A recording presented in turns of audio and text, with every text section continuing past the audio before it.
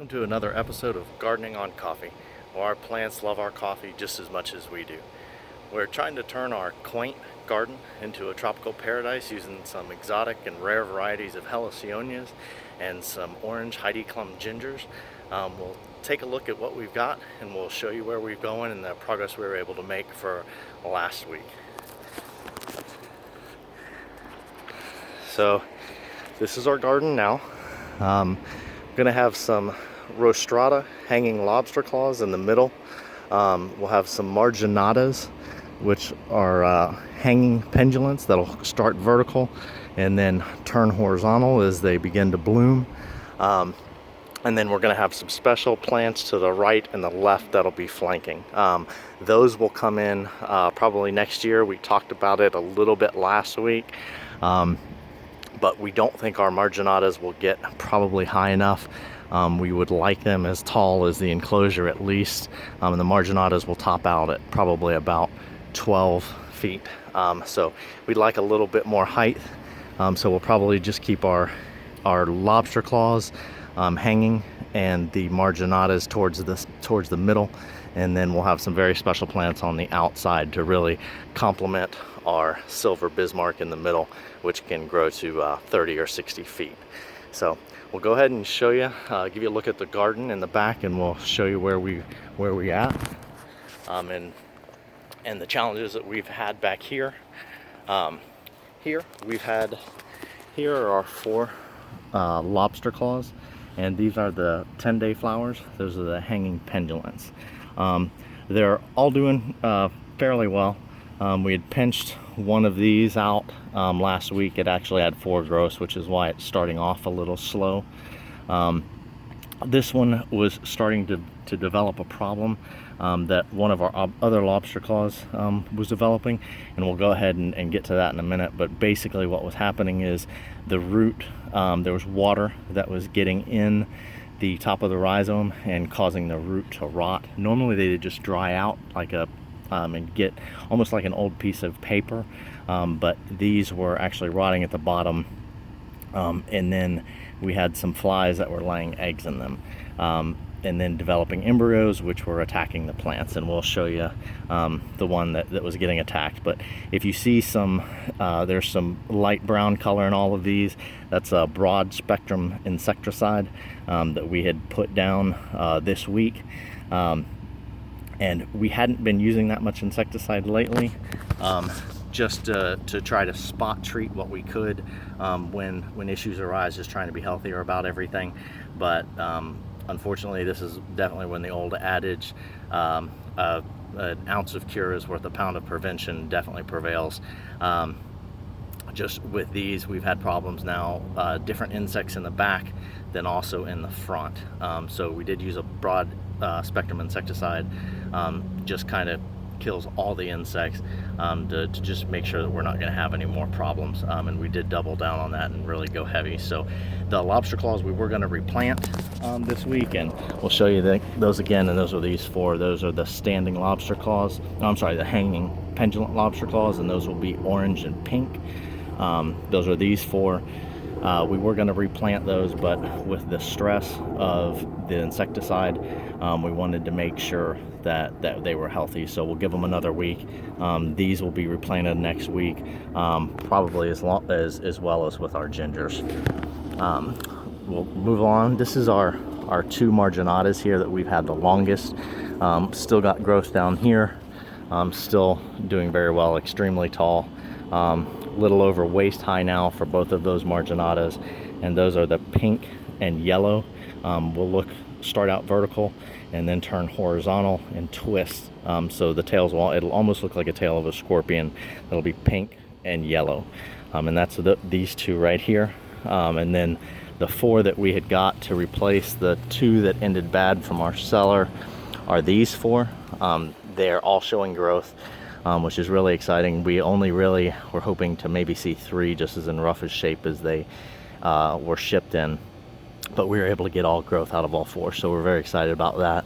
This guy's just continued to get bigger. This guy showed up this week. We've got 2 here that are starting to grow, and then this one as well. So all 4 marginatas that were shipped as replacements are doing very well. and we're very excited to see the growth in that. And then our bicolor bahia back here was also starting to show some signs of insects that may have started getting to that root, and then also where it has started to dry out around the leaves. So we just wanted to be cautious again, which is why we went and doubled down on the insecticide, just to make sure that we had all of our bases covered. And this is the plant coming up that was showing the biggest signs of our insecticide damage, or not insecticide damage, but our insect damage. And it was so bad we had thought it might have been sun damage at first, but all of them back here are not showing that same type of damage, and it was getting very severe. So we figured it was something else. So we went ahead and dug up the rhizome, and sure enough, at the base of the rhizome there was a bunch of small worms that were about the size of a grain of rice, but about half as wide. And they were just all over the root, causing it to damage and causing the leaves to wither and dry back and die. So we went ahead and replanted it with new soil, treated it with insecticide just like everything else, and hopefully we'll be able to, hopefully we caught it in time and we'll be able to save it. So those were our standing lobster claws. Those are the red and black ones. And so this is the guy who was suffering the most damage, who we figured it wasn't sun damage just because of Heliconias can go anywhere from 30% light to full sun depending on the variety. So with this guy, we went ahead and dug him up, and he was the one who was showing real bad signs. And this is our other vertical lobster claw, and those are going to be red and black when they do bloom. And also the other real good thing about Heliconias, and why we've gone with Heliconias in the garden, is because if there's species that we like, if there's anything that dies back, and then some will of course flourish, everything does divide by rhizomes. So we'll be able to replant them. If we get real healthy plants, we could also be able to share them with family and friends, which is a great thing to do. So we'll go ahead and show you where our gingers are. These are our Heidi Klum orange gingers. All 5 of these are doing extremely well. These are the ones that we didn't want to put in shock with the amount of insecticide that we were putting down. So we'll replant those, as well as our standing lobster claws, the 10-day flowers, for next week. And then this is our Caribbean red, doing very well, working on this next leaf, getting taller every day. So we're really excited to see the growth there. And we'll take you around and show you the macaw flower at the garage, show you how that's doing. Doing very well also from being transplanted around front, and we're getting ready to move the one from front around back. So we'll show you what that looks like now, which is right here. Again, this is our Palau, this is our macaw flower. It'll be red and then green around the tips. So we're really excited to see the growth of that, and that it's continued to grow when we did transplant it, and it seems to be very happy in this spot. So we'll take you around to the side and we'll show you where we are with those. And that's our Shogun, and our root beer and our Shikong. So this is our root beer, and we've gone ahead, it's still doing very well here, but with the problems that we were having, and most of the problems were in the front, and what it was is the insects were getting inside of our rhizomes when the water was there, and then laying their eggs. Eggs were hatching, worms were developing, and causing us problems, and that had just started to show in front, as well as another problem. So we went ahead and we're just putting baggies over all the tops of our rhizomes now to keep water from getting in, and also to keep bugs and flies out, just so we don't have any reoccurring problems. And again, this is our root beer from Hawaii, doing very well. And it's also got some hair around the start of the eye, which is very exciting. This is one of our Prince of Darknesses that we were a little bit concerned about, because this one had started to dry back, but we've got another growth here. So we are happy that he's still flourishing and taking off. This is our Shikong that was stuck in transport for about 10 days. We're still very concerned about it. As you can see, the top has started to dry back a lot. This growth is continuing to dry back. So our hope is that it's got an eye at the bottom, that it will continue from somewhere else. This is our Shogun Jade. This is the 15 to 20 foot plant in the front. And as you can see, it's still sprouting a leaf, still growing now. And that'll be the yellow hanging pendulum with the yellow and green fluorescence. And the Shikong is red. There'll be a flaming red and orange with a white hairy flower. And then moving on, our Black Magics are doing very well. This one's got three. Two are already starting to show leaves, and then this guy's just getting bigger all the time. And then our last Prince of Darkness in the back, and those are the maroon dark red flowers. The Prince of Darknesses will have the curled tip leaves, which is very unusual.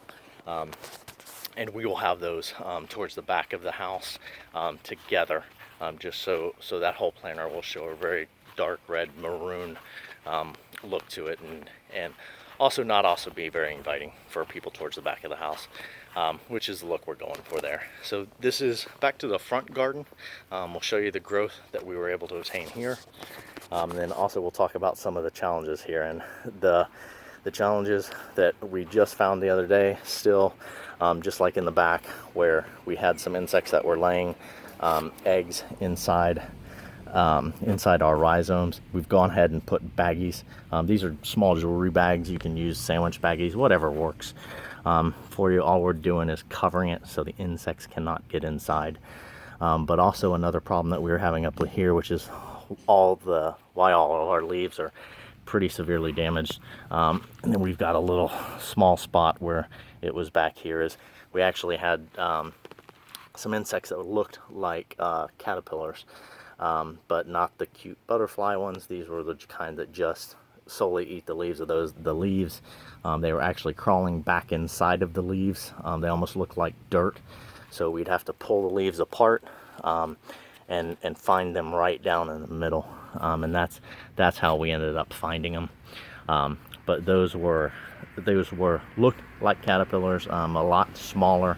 And not the butterfly producing ones. They just ate the plants and would curl back inside. So we went ahead and applied the insecticide here as well. They seem to be recovering, and then next week we'll probably cut off all the dead growth. We'll cut this off during the week just so it can start working on our new leaves and start showing that growth.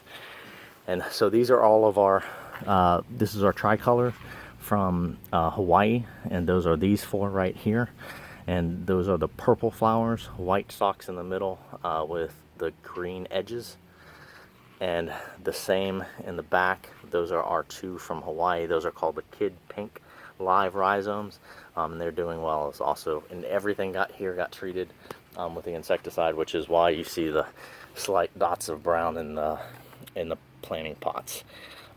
These are our four granadas, and these are the red flowers that will be to the rear of this planter. They're all doing well. Everything got treated. He was getting attacked by the insects as well. And you can see the damage that they did do. And then we went ahead, cut off some of our rhizomes low, because this was just rotted all the way to the ground. And the other ones we went ahead and just put baggies over. So again, those are our four granadas. They're doing well. They seem to be recovering from the trauma they've had lately. These are our Sassy Pink live rhizomes. These are the ones that had been here for 7 weeks. We dug them up, made sure that they weren't dead, and they had life. And this one has just started to show growth this week. So we're really excited about his new growth. And then we'll be waiting for this guy to pop up soon. So towards the back, these are our bicolor bahayas. Those are the 8 to 10 feet, be reddish at the bottom and orange at the top, and they'll be planted in the back garden as well. These are our St. Rose orthotrichas. These will go in the front right by our bird of paradise, and these are the pink flowers. Should be about 3 to 5 feet. This guy's doing great. Was attacked a little bit by bugs, and then this guy's really just started to take off lately. So those are our St. Rose orthotrichas. And then our other Palau, which is our other macaw flower, started to have another leaf down here. Grew this. He's really about the same size as our one in the back now, so we're going to transplant him in the next couple days, and he'll be back by the garage next time we check in. And then these are our 2 Andromedas, and these are our dwarfs as well. They're red, and they'll probably be going around our red flower to the right of us. And then this is our Las Papa, our miniature again, and this is an orange flowering plant. I mean, we'll probably put it up around our bird of paradise in the front as well. And then last week or 2 weeks ago, we had just last week we had transplanted our vine to one of our trees around the lake. So we'll go ahead and show you what that looks like towards the front of our property. It is starting to grow, not as fast as we would like, but we're happy once the roots develop. We know it'll continue to grow and thrive for us. So we'll show you what that looks like now, and that's here. And we planted 2 on each side. It's got some new growth here, and just kind of hanging in. Nothing is dying, so we're happy. We just can't wait for it to take off and really grow up towards the tree. So that is how we're doing with those. We're really excited with the garden. Just really, we wanted to get the few plants repotted in bigger planters this week, but we'll probably do that over the next day or so, just to make sure that the plants recover from the insecticide. We want to make sure that they aren't having too high of a dose of insecticide, just to make sure that they're okay when we do transplant them. So we'll be doing that next week.